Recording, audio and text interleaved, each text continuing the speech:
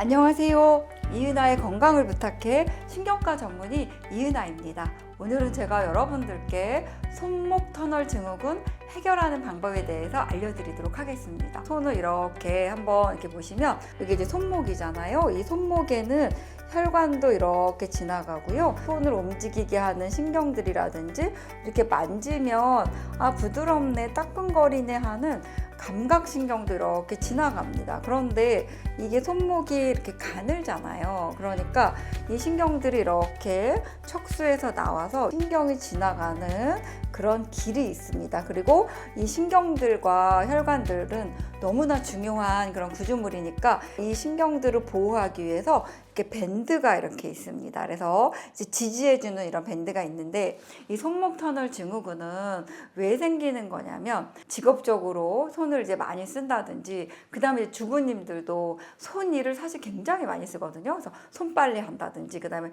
빨래하면 이게 문제가 아니라 이렇게 비트는 게 문제거든요. 비틀면서 손목을 이제 계속 쓴다든지. 그래서 이 손을 많이 썼을 때 어떻게 될까요? 여러분들께 손을 많이 쓰면 뭐가 생기죠? 굳은 살이 생기잖아요. 그런 것처럼 손목 터널 증후군은 이 손에 신경이 지나가는 밴드가 이제 있는데 그게 두꺼워지는 겁니다. 그래서 굳은 살이 배기면서 두꺼워지니까 이 신경을 눌러버리겠죠. 그러면 어떻게 될까요? 자극을 안 줬는데도 손이 저릿저릿하고 지릿지릿하고 어떤 분은 아프다고 이렇게 이제 느끼는 그런 증상들을 호소하게 됩니다. 그런데 얘는 그냥 쓸 때는 많이 잘 못 느끼거든요.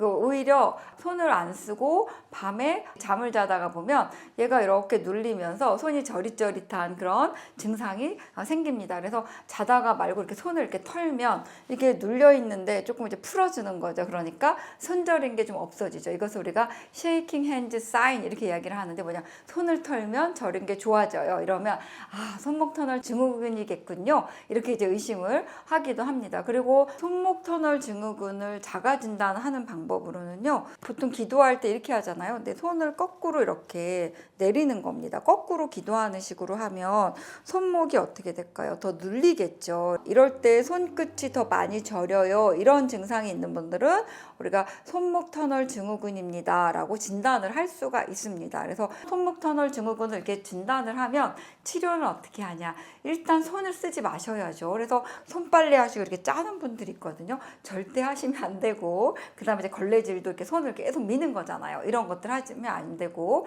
그 다음에 반복적인 어떤 생활 습관 중에 손목을 많이 누른다든지 쓰고 있는 그런 생활 습관이 있다면 그것을 바로 멈추셔야 됩니다.